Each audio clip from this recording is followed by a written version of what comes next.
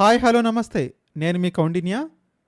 ఈరోజు విఆర్ఏల ప్రాబ్లమ్స్ గురించి ఈ వీడియోలో డిస్కస్ చేద్దామనుకుంటున్నాను.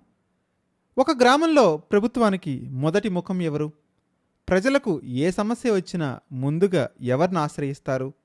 వరదలొచ్చినా, తుఫాన్లొచ్చినా, ఎన్నికలొచ్చినా, సర్వేలు జరిగినా, సర్వేలు జరగాలన్నా, ప్రభుత్వ పథకాలు అమలు అవుతున్నాయన్నా, అమలు కావాలన్నా, అమలు జరగడం లేదన్నా ముందుండేటువంటి ఒకే ఒక వ్యక్తి విఆర్ఏ. కానీ ప్రభుత్వానికి ఎన్నో సంవత్సరాలుగా సేవ చేసిన ఈ ఉద్యోగి వాళ్ళ యొక్క జీవితమే నేడు ప్రశ్నార్థంగా మారుతోంది. ఎందుకు ఈ రకమైన పరిస్థితులు వస్తున్నాయి? పాలకుల నిర్లక్ష్యమా? ప్రభుత్వాలు పట్టించుకోకపోవడమా? అసలు ఉద్యోగాలు ఎందుకు అనేటువంటి పరిస్థితి కూడా లేవనెత్తుతుంది. ఒకవైపు ఇంక్రిమెంట్స్ లేక, మరొక వైపు జాబ్లో అప్గ్రేడేషన్ లేక ఇంకెన్నాళ్ళు ఇలాంటి బతుకులు బతకాలి అనేటువంటి అసాధారణ స్థితికి గురవుతున్నారు ఈ అభాగ్యులు. కాబట్టి ప్రభుత్వాలు ఇప్పటికైనా కళ్ళు తెరవాలి. వారిని తమ పిల్లలాగా చూసుకోవాల్సిన బాధ్యత ప్రభుత్వాలకు ఉంటుంది. ఇక అసలు విఆర్ఏల సమస్యలేంటి? ఎక్కడ స్టార్ట్ అయ్యాయి? వాటికి అంతనేదే లేదా? ఎప్పటికీ ఈ రైలు తీరాన్ని చేరుతుంది అనేది ఈ వీడియోలో తెలుసుకునే ప్రయత్నం చేద్దాం. వీడియోని చివరి వరకు చూడటానికి ప్రయత్నించండి. కంటెంట్ నచ్చితే లైక్ చేయండి, షేర్ చేయండి, సబ్స్క్రైబ్ చేయడానికి ప్రయత్నించండి. ఇక విఆర్ఏ అంటే మనందరికీ తెలుసు, విలేజ్ రెవెన్యూ అసిస్టెంట్. గ్రామ స్థాయిలో రెవెన్యూ శాఖకు సంబంధించిన అనేక పనులు నిర్వహించే ఉద్యోగే విఆర్ఏ. అసలు వీరి బాధ్యతలు ఎలా ఉంటాయో మనందరం తెలుసుకోవాలి.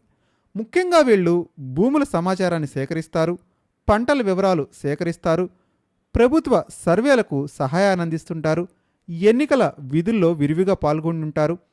ప్రకృతి విపత్తుల సమయంలో వీరే ముందుండి గ్రామాల్లో సహాయ సహకారాలు అందిస్తారు. ప్రభుత్వ సంక్షేమ కార్యక్రమాలకు వీరి సహాయం లేకపోతే అడుగు కూడా ముందుకు పడదు అనేది నిర్వివాదాంశం. అధికారులకు గ్రామ సమాచారాన్ని అందించడం మొదలుపెట్టి గ్రామంలో జరిగేటువంటి ప్రతి పని కూడా వీరి చేతుల మీదుగానే జరుగుతుంది.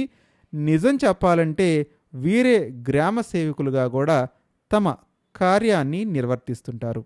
అంటే ప్రభుత్వం గ్రామానికి చేరాలంటే, గ్రామ ప్రజలకు చేరాలంటే విఆర్ఏల పాత్ర చాలా కీలకమన్నమాట. మనకు మెదడు ఎలా శరీరానికి ఉపయోగపడుతుందో విఆర్ఏ లేని గ్రామం గ్రామం కాదు. విఆర్ఏ చుట్టూ, విఆర్ఏ వలన, విఆర్ఏ తోడుగా ఉన్నటువంటి ప్రభుత్వమే గ్రామస్థాయి స్వరాజ్యమని నాడు మహాత్మా గాంధీ చెప్పిన సత్యం ఏంటంటే వీళ్ల చుట్టూనే తిరుగుతుంటుంది. మరి ఇంతటి ప్రాముఖ్యమైనటువంటి ఈ ఉద్యోగానికి అసలు సమస్య ఎక్కడ మొదలైందో మనం తెలుసుకోవాల్సిన అవసరం ఉంటుంది. కాలం మారుతుంది, ప్రభుత్వ విధి విధానాలు మారుతున్నాయి, డిజిటల్ వ్యవస్థలు విరివిగా అందుబాటులోకి వచ్చాయి. కొన్ని రాష్ట్రాల్లో రెవెన్యూ వ్యవస్థలో పెను మార్పులు జరిగాయి, జరుగుతున్నాయి, జరగబోతున్నాయి. దీంతో చాలామంది విఆర్ఏలకు విధుల్లో మార్పు వచ్చింది. కొంతమంది ఇతర శాఖలకు పంపబడ్డారు, పంపించబడుతున్నారు, పంపబోతున్నారు. మరికొందరు తమ భవిష్యత్తుపై అనిశ్చితిలో పడ్డారు. ఇక్కడే అసలైన సమస్య మొదలైంది. ఇక విఆర్ఏల పాయింట్ ఆఫ్ వ్యూలో చూసుకుంటే వారు ప్రధానమైనటువంటి సమస్యలు లేవనెత్తుతున్నారు. వారు చెప్తున్నటువంటి అతి ప్రధానమైన ముఖ్యమైన సమస్యలు ఏంటంటే విఆర్ఏ సంఘాలు, ఉద్యోగులు తరచూ ప్రస్తావించే అంశాల్లో కొన్ని నేను మీ ముందుంచే ప్రయత్నం చేస్తాను. వారికి ముఖ్యంగా ఉద్యోగ భద్రతపై ఆందోళన ఉంది.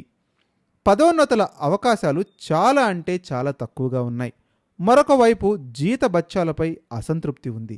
కేవలం 10,000 రూపాయల ఉద్యోగంతో కుటుంబాన్ని, పిల్లలను చదివించాలన్నా కూడా చాలా అంటే చాలా ఇబ్బందికరమైన పరిస్థితుల్లో వారి కుటుంబాలు నెట్టవేయబడుతున్నాయి.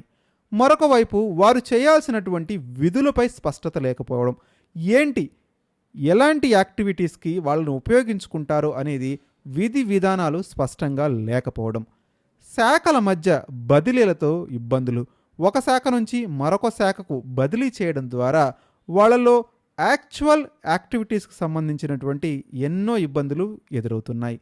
ఇక ఇప్పటికే వీరు లేవనెత్తినటువంటి చాలా డిమాండ్లు పెండింగ్ దశలోనే ఉన్నాయి.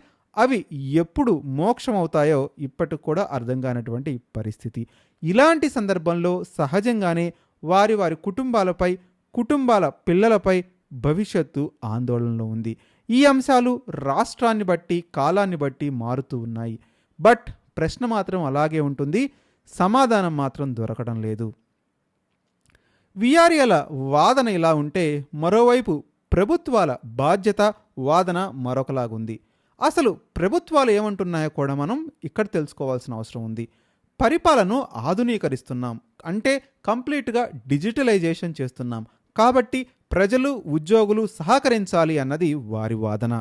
డిజిటల్ సేవలు పెంచుతున్నాం, మీ సేవ లాంటి అనేక డిజిటలైజేషన్ ప్లాట్ఫామ్స్ ద్వారా ప్రతిదీ వినియోగదారునికి ఇంటి చెంతకే వెళుతుంది. కేవలం ఆన్లైన్ అనే మార్గం ద్వారా ఇక డైరెక్ట్ కనెక్షన్ విత్ గవర్నమెంట్ అనే విధంగా ప్రతి అంశాన్ని, ప్రతి విషయాన్ని, క్యాస్ట్ సర్టిఫికేట్ కానివ్వండి, ఏదైతే 1B అడంగులు ప్రతిదీ కూడా ఆన్లైన్ చేయడం ద్వారా ఏ రకంగానూ మిగతా వ్యవస్థలపై, అదేవిధంగా విఆర్ఏలపై ముఖ్యంగా ఆధునీకరించడం ద్వారా ఏ రకంగా డిపెండెన్సీ క్రియేట్ చేయకూడదు అనేటువంటి ఉద్దేశంతో ప్రభుత్వం ముందుకెళ్తుంది అని చెప్తున్నారు. ఇక శాఖలను పునర్వ్యవస్థీకరించడం. ఇంతకుముందు శాఖలంటే వివిధ శాఖలు, రెవెన్యూ శాఖ కానివ్వండి, ఆర్థిక శాఖ కానివ్వండి, వివిధ శాఖల మధ్య సమన్వయ లోపం ఉండేది. ఇప్పుడు ప్రతిదీ ఆన్లైన్ అండ్ డిజిటలైజేషన్ చేయడం ద్వారా ప్రతి వ్యవస్థని ఒక అంబరిల్లా కిందకు తీసుకువచ్చి వాటి ద్వారా వేగవంతమైన సేవలను ప్రజలకు అందించాలని ప్రభుత్వం చూస్తుంది. అప్పుడు మాత్రమే ప్రజలకు వేగంగా సంక్షేమ పథకాలు, సేవలు అందుతాయని ఇప్పుడు వాట్సాప్ గవర్నెన్స్ కూడా ఇంక్లూడ్ చేయడం ద్వారా ఇక విఆర్ఏలతో పెద్దగా పని ఉండదు అనేటువంటి సందేశాన్ని ప్రభుత్వాలు పంపిస్తున్నాయనేటువంటి వాదన కూడా ఉంది.